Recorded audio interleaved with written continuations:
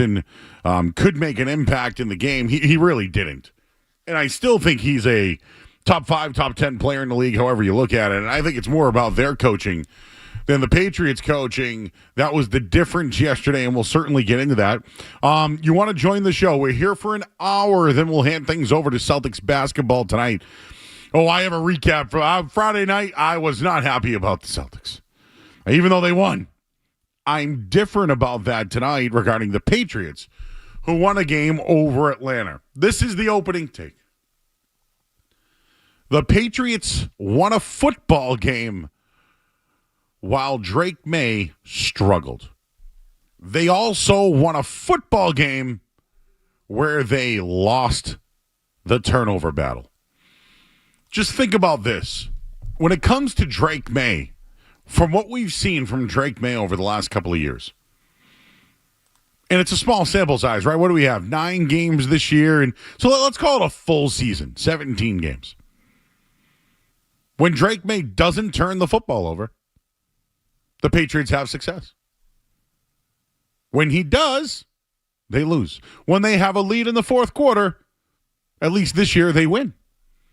They won another third quarter this week, but still it came down to the final plays, and that comes down to coaching. And I think Skaz and I have already talked about this year, but when it comes to the Patriots, I think it's already a success. Like, this season's already a success. They got their guy. To add now gravy to it, they got the right coach. And I want to get into the coaching matchup because Raheem Morris, clap, clap, clap your hands. Oh, I can't wait to get into that one. But feel free to jump on the show, 617-779-0985. We got our friends on YouTube. Just go to youtube.com, search 98.5 The Sports Hub, and you'll see us right on there. I already see crew in there already, so jump on in. You can get in on that. And again, the phone number 617-779-0985. Drake May's worst game of the season. He threw an interception. He lost 1 of 2 fumbles. And I get it. He was good enough in the first half to win the game. But in the second half, things got a little shaky there. But the Patriots extend their winning streak now to 6 games. Overall, Drake May was 19 of 29. He threw for 259 yards, had 2 touchdowns. He had the interception. He had 6 carries for 22 yards. The story of the game was this. We worked post-game. I was here yesterday, and the Pats are up, 21-7. And I hear Zoe saying, seen this before, this is what happens. And I felt it too. Like, I'll be honest with you. I felt that the Pats were just going to roll the rest of the way, and the Falcons didn't have enough, and Bijan Robinson was taken out of the game, and that was it. I just thought 21-7 and roll. But what happens? Turnover, almost a scoop and score. Touchdown by Drake London. Just before that series, though, Raheem Morris went for it on 4th down. I get it being aggressive, but take the points. If you think in hindsight, they kick those points, they win that game. And that's why I keep going back to the coach. I mean, I have more on that coming up in a bit. But the fumble before the half, that kept that game alive. It was the turning point of the game. They were on a route. That play had so much significance because it was the only way that Atlanta could stay in that game. It was the only way. It also kept Bijan Robinson in the game, who was seldom used. And by the way, I blame Morris or Cunningham or Robinson for that one. And then Michael Penix, he had a good day. He threw 3 touchdowns, but he struggled down the stretch. And make the T-shirts, Michael Penix. He panicked. He kept them in the game. He lost the game. Sound familiar? When it came down to Drake May or Michael Penix, Penix may have had the better day overall, all that. But when it came to crunch time, who was the better player? Drake May. It was Michael Penix that failed. So late in the fourth quarter, Patriots, they have a 24-23 lead. This after Parker Romo, remember him? Was with the Patriots last year, and in camp, he got cut. They keep Borregales, misses the extra point. But late in the fourth quarter, Patriots hanging on. They punted to the Falcons. I hated it. I hated the drive by McDaniels. I thought the play calls were terrible. And I'm starting to wonder what's going on here. There was a defensive stand. They forced a punt to give the ball back to the Patriots at their own 18-yard line with a minute and 53 left in the game. Patriots ran the ball twice. They picked up 5 yards. Falcons ate up their timeout. And then Drake May closed it out with a 17-yard completion to Hunter Henry. Victory formation. Bing, bang, bang, boom. 24-3 victory. That's the story. Parker Romo misses an extra point. They punt the ball back to the Patriots. Patriots don't give the ball back. Coaching. Quarterback makes a big play. A lot of things happened. Kayshon Boutte wasn't a part of the game. He left, actually, throughout the game with a hamstring injury, and something fell apart on the offense. Yep, Pop Douglas had 100 yards on 4 catches, and Stephon Diggs added the touchdown. But when you look at it, though, when Boutte came out of the game, they struggled. Sorry, it was Pop Douglas. I'm trying to think of who else had a touchdown. Jennings also had a touchdown as well. But just looking at the game, they won it for a couple of reasons. One was Drake May. Yeah, he's also the reason why maybe it got a little dicey. And I got to give credit to McDaniels on the final play. I thought he was horrific in the second half, McDaniels' play calling. But on that third down, Mike Vrabel said it after the game. Hey, what do you want to do? Just go win the game. I like that they're aggressive. And do I have to? Maybe I do have to remind you all. Last year when Gerard Mayo was the head coach. I know, right? You don't want to think about it? Gerard Mayo wasn't aggressive. Gerard Mayo wouldn't have done that. I just wanted to bring up the fact of how things are different from last year to this year. They're so different. They're more aggressive. And that type of play call, I can give you multiple. One of them, Gerard Mayo, remember Patriots score? They don't go for 2 on the road. They settle for overtime. It's just dramatically different, the Patriots, and where they are from just a year ago. So we'll leave it there at 617-779-0985. But one other thing I wanted to mention, it's the turnover battle. I might have mentioned it, but I wanted to just dig in on this one a little bit here. The Patriots, right? They lost 20 straight games when losing the turnover margin by 2 or more. Yesterday was the first time they won a game when they lost the turnover margin. And I saw some of these numbers here. Boston Sports Inf had this. Tom Brady, when the Patriots, when they lost the turnover margin by 2 or more, they were 10-26 in their career. It's not easy to win games in the NFL when you lose the turnover margin by 2 or more. The Patriots are on this type of heater, guys. They have the right coach. They have the right quarterback. And right now, when other teams late in games, they get in their heads. I'll say it. Maybe the Patriots are back. Maybe they are. But yesterday, that's a game they don't win against maybe another team in the league. And I'll just say this one more time. This game came down to the coach, the quarterback, some roster management. This offseason, Mike Vrabel preached finish, right? He mentioned effort and finish this year. He talked about beating bad football. They did that on Sunday. Even though Drake May wasn't at his best, good teams find ways to win, and that's exactly what happened yesterday. 617-779-0985. Next week, the Patriots will take on the Tampa Bay Buccaneers. They're on the road. The Bucs are favored by 2.5. They're coming off their bye week. I'll have some Todd Bowles numbers off the bye coming up in a bit, and I'll have Josh McDaniels offenses versus Todd Bowles defenses and those numbers. It's going to get harder next week. They will not be able to beat Tampa Bay the way they played on Sunday. But I'll say it one more time. Effort, finish in beating bad football. They lost the turnover margin by 2, and the Patriots still won the game. Those are signs of a good football team. We'll leave it there. I'm Joe Murray. We'll hit the break. You're listening to 98.5 The Sports Hub. You're listening to Joe Murray on 98.5. You're listening.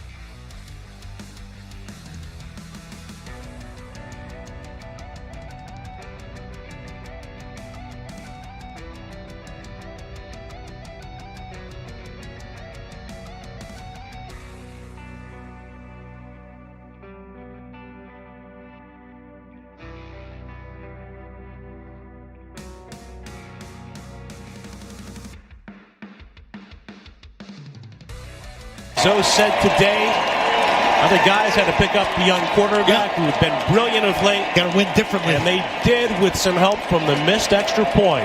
They could have tied this game for Atlanta. Well, nerve-wracking. It's a tight one. But, again, like I was talking about last week, you've seen these games just completely go the other way. And you survived the tide and the wave, and you came out. Joe Murray. A lot going on with those Patriots, huh? A lot going on there. I was locked in yesterday. I knew that I didn't think they'd get out to the start that they did, but I definitely thought Atlanta was going to hang around. I didn't bet it. I didn't want. Actually, I hated number 5 in general. Went down to 4.5, I think, before kickoff. But you have to look into those things sometimes. I think you got to get the sniffer out every once in a while, and things look interesting, right? So yesterday, Drake May throws touchdown passes to Demario Douglas, who might be, maybe, making his way back into the lineup after a couple of bad games with Drake May. And then Stephon Diggs scores another touchdown. And they might have to do a little bit more now because Kayshon Boutte could be missing some time. We'll get into that in just a little bit. Your thoughts at 617-779-0985. I did think Atlanta would hang around, but it was more about them coming off that embarrassing loss to the Miami Dolphins. Like, you lose to the Dolphins, and then you watch what the Dolphins do on Thursday Night Football. I always thought Atlanta would come back, but I'm starting to look at Atlanta and say, wow, I'd be pissed if I was a Falcons fan. If I worked on Atlanta radio today, I'd be crushing Raheem Morris. And there were a couple of times where I thought Zach Robinson had some really nice play. I mean, Drake London, getting those matchups on Marcus Jones, I don't necessarily blame Marcus Jones. That's a mismatch. That's mouse in the house, right? But it was more about them coming off that embarrassing loss. They needed to get Bijan Robinson going, and the Patriots once again held a rusher under 50 yards. 9 straight games, that's unheard of. And I wonder if it's been done, anybody who's out there. But, was it Michael Penix versus Drake May? Penix to Drake London really worked out. But the difference in this one was the coach and the quarterback. Vrabel and May were better than Penix and Morris. I feel Morris should have taken the points on the early 4th down. And the penalties on Michael Penix, it was all on display. And do I have to remind you? Yeah, I will. They chose Raheem Morris over Bill Belichick. Raheem Morris they brought back, who was once an interim coach. The trend in the league was get a defensive-minded coach and bring in a young, hotshot offensive coordinator. Zach Robinson was a guy that I wanted here for the Patriots. He's part of the McVay tree. It's not working with Raheem Morris, everybody. There's talent on that team. So you look at the talent differential between them and the Patriots, it was real. Patriots had the better coaching and the better quarterback. And quite frankly, the better team. Yes, the Patriots escaped. But if you're a Falcons fan today, they choked that game away. Absolutely. Think of these numbers. Listen to these numbers. The Falcons had 6 sacks, 2 takeaways. They didn't turn the ball over. They got 3 touchdowns by their quarterback and star receiver. And they held the Patriots to 3 second-half points. And they still lost. And I couldn't believe I saw this one. I wish I could credit where I saw it. In games where teams force 6 sacks, force 2 takeaways, throw 3 passing touchdowns, and have 0 turnovers, teams were 44-0 in those situations since 1964. The edge was Vrabel, Josh McDaniels, and Drake May. Again, it wasn't perfect. I'll say Jeff Ulbrich really schemed it well. I think he knows the blueprint on how to beat the Patriots. He was very creative. They created turnovers. They were an extra point away from finding out. I saw some other numbers that just came over from the Joe Murray research team. Drake May got to stop getting sacked. Joe Math tells me he's been sacked 17 times in the last 3 games. That's not good, everybody. And if you look at it, when you think about guys who are sacked 4 or more times in a game, Drake May's out of control. How is this sustainable for him? It can't be.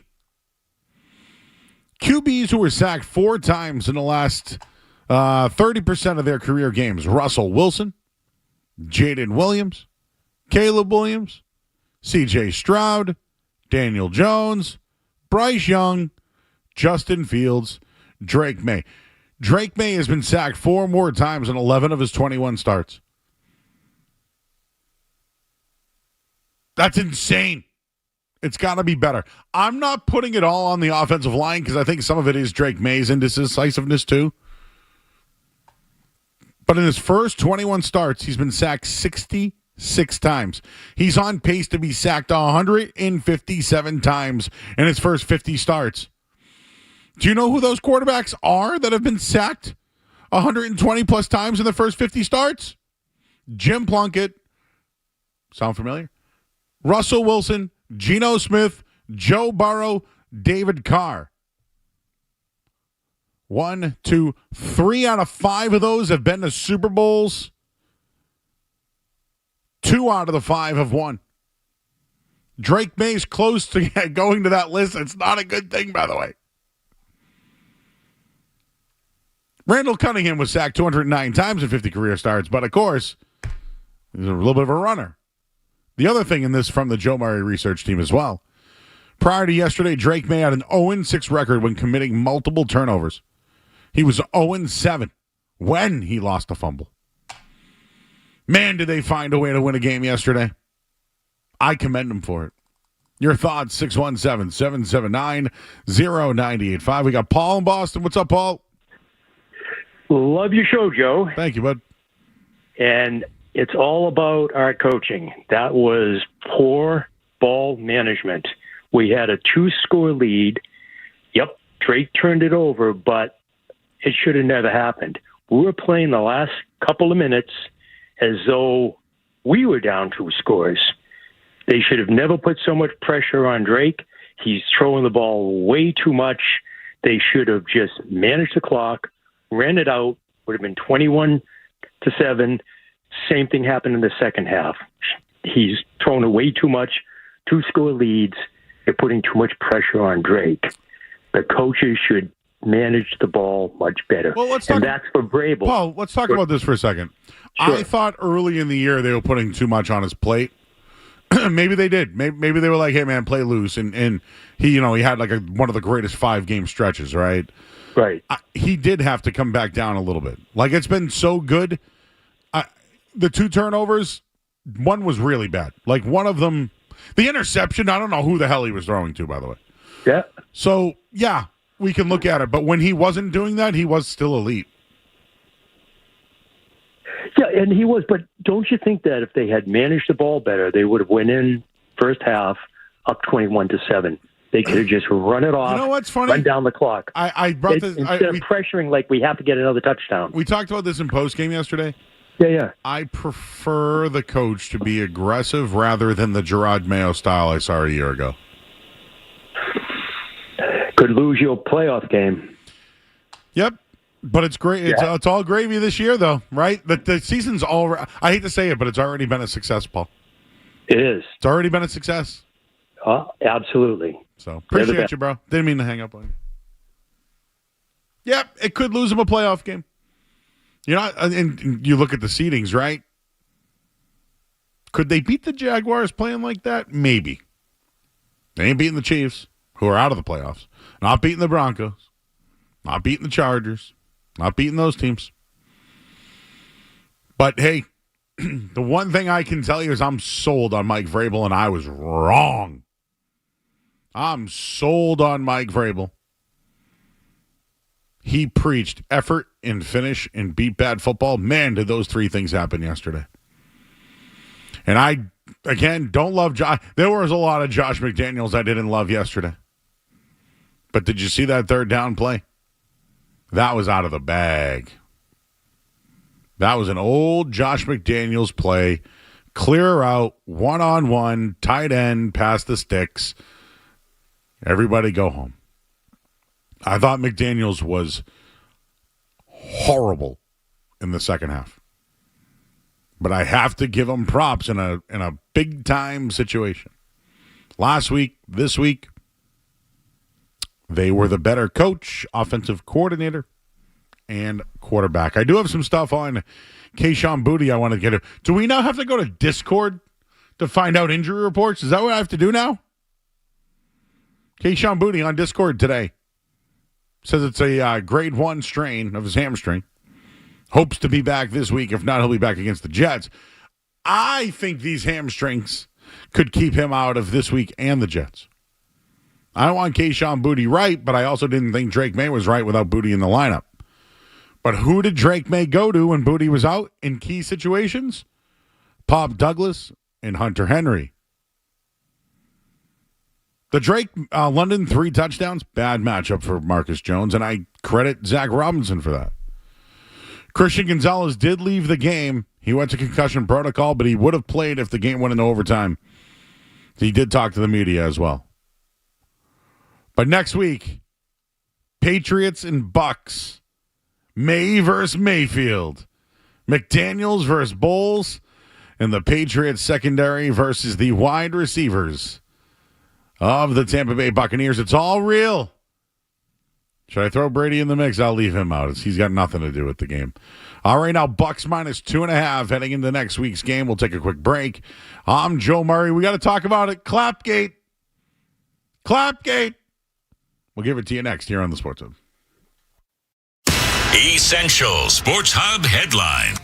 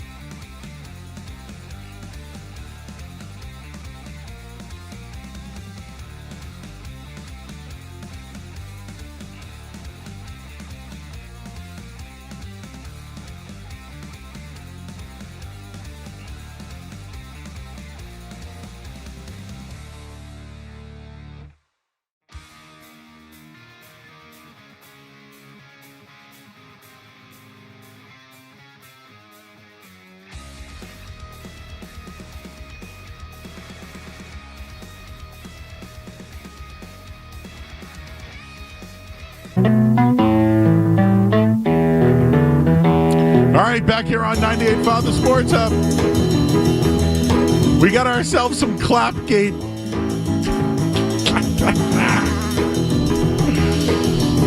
Maybe this has been said already. But, of course, the Patriots win a game in which they shouldn't. And people think they're cheating. Or they're manipulating the rules or doing something. I will be the first to tell you that if I hear that the Patriots were doing something at the line, I'm going to believe it. I believe it. I've looked around.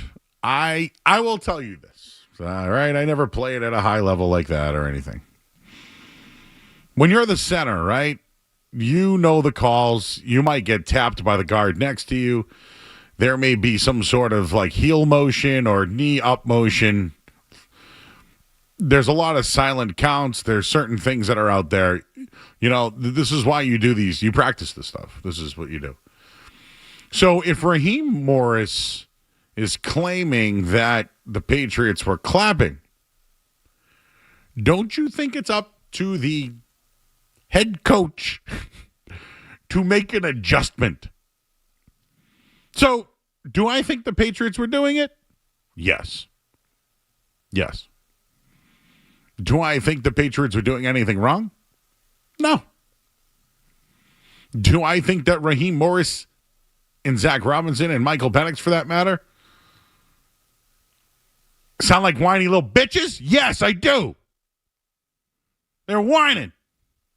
Change the snap count. That's on you.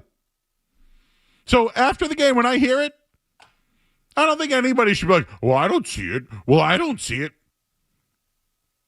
It probably did happen. But it's up to them to figure it out. And I know that they can throw penalties now for these type of things. I get it. I know. But now, is anyone actually shocked that they won a game where they shouldn't and someone thinks that they're cheating? I wouldn't call it that, though. A little gamesmanship there, maybe. This one doesn't really pass the test for me. And I wish I saw this I did postgame with Dundero last night, so I really wish I saw this one. But Raheem Morris called out the Patriots after a non-call in Sunday's game. An intentional grounding by the Falcons late in the fourth quarter that led to a 4th and 20 and then forced them to punt the ball away with just over 2 minutes to go in the game. The Falcons never got the ball back. Hey, Falcons, remember when you had an illegal procedure downfield? Like, you had so many other things. This is the one you want to bring up? There was an intentional grounding. Was it Ryan Nazel snapped the ball before the rest of the offense was ready?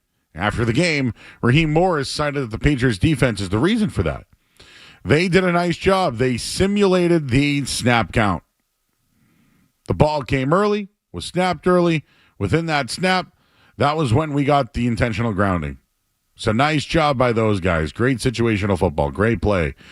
Go to snap the ball. That's why the ball was snapped early on, Mike. He wasn't ready for the snap. So that sounds passive aggressive to me. Are you crediting the Patriots for simulating the snap count? Or are you crapping on them and calling them cheat? Very passive aggressive there. How could one simulate a snap count? Michael Penix, after the game, supposedly they were clapping. Whenever I'm clapping, that means I want the ball. I knew he said he heard them clapping, and he thought it was a clap. He snapped the ball. I threw the ball to Kyle Pitts' direction. He had just released on a route. I thought it was going to be okay with the grounding part. Obviously, that wasn't the case. Pitts was pretty far away from Penix when he threw the ball. The grounding happened. Like, I don't know why anybody's wondering about that, but simulating the defensive signals is supposed to be a penalty on defense. It would be a delay of game penalty. I guess it falls into unsportsmanlike conduct, whatever. Who cares? Is it cheating? Did the Patriots commit the penalty in question? And I'm watching it right now. So is Jalen Hawkins clapping? He is.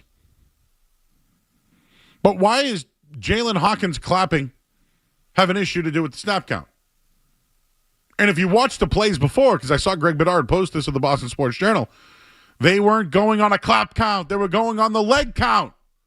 So the center, what's he going by, a clap or leg? What was it? This one's tough for me. It doesn't pass the sniffer.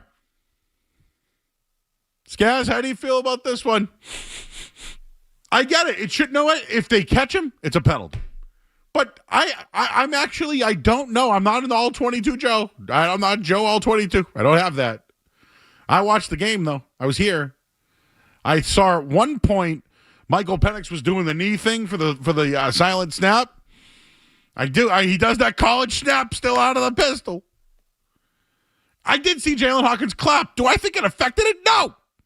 So do I think the Patriots may have done it? Yes. Do I think it had anything to do with the play? No. I feel like this one's not passing the old sniffer. Yeah, I mean, we're all for conspiracy theories here at Night Show. We welcome them. This one, I can't really co-sign. I don't really understand the outrage here.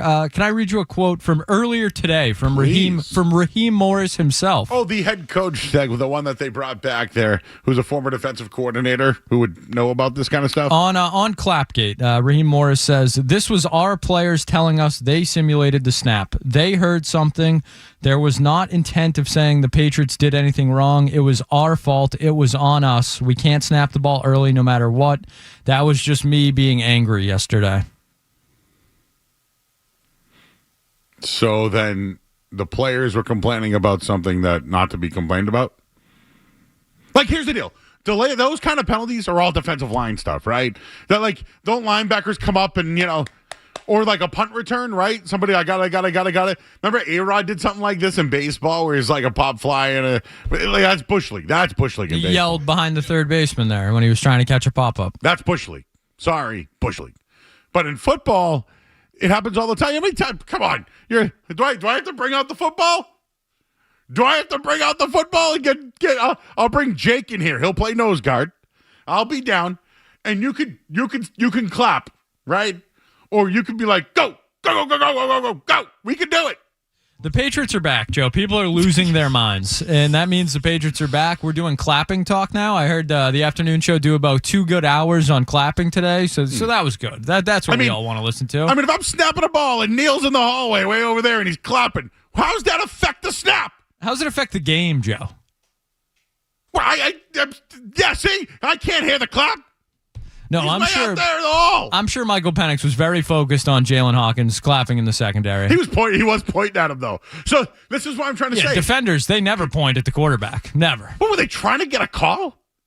Yeah, you're Michael Penix, okay? You're not. They used the silent count the whole game. Okay, can you see? They were doing the knee thing. The whole knee thing. I'm out on Clapgate. My apologies. Hi. Maybe that's me being bad at my job. I don't care about Clapgate. If the players said that they were doing it, I'd probably believe them. But does Raheem Morris? Because it didn't sound like it. I welcome cheating in sports. I know some people don't feel that way. This, to me, I think you're throwing your back out reaching for this one. This is not doing it for me. You saw me doing my knee thing. But yes, listen, if you've ever snapped a football, right, there's this thing called a silent count. Now, in the NFL level, generally it's the guard that taps the center to snap it. It's the silent count. But there's also the leg movement. And it happens in motion a lot, but because the guy's in a damn pistol, it's a little different. It's just, this one to me, I'm not buying it. Now, do I think the Patriots could manipulate something to that degree? Yes. I hope they are, Joe. Yes. That's their job. No, Jalen Hawkins is clapping. I just don't know how somebody that's 15 yards away in a with all those people. Yeah, I mean, I used to sit in section 236, row 25, seats 5 and 6. You think they could hear me? Maybe, Joe. You're a pretty loud guy. I remember in a freezing cold game yelling at Steve McNair. It was freezing that day. Rest in peace, Steve McNair.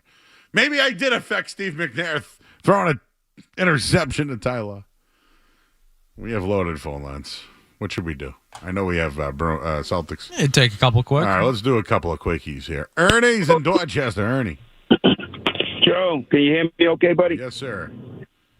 Hey, I was just curious. Like, why did we give up a third to get that edge rusher from Miami? I don't think we're that good that we couldn't go ahead and grab him. Wasn't we able to do that, or what do you think? Money. Money. The Eagles are paying the rest of his contract. Oh, okay, that makes sense. Oh, another note: homemade crab cakes tonight. Oh, baby. Maryland style. Maryland style, King Phillips, little mayonnaise, little mustard, Ritz crackers, Joe. That's how I do it. Nothing. Got to be Ritz. It has to be the Ritz. Ritz with a little butter, baby. Oh my goodness, I'm there, Joe. Thanks, Ernie. Hot takes and crab cakes coming up next. All right, we'll take a quick one. I'm Joe Murray. You're listening to 98.5 The Sports Hub. Don't go anywhere. There's more Joe Murray. On the way on 98.5 The Sports Hub.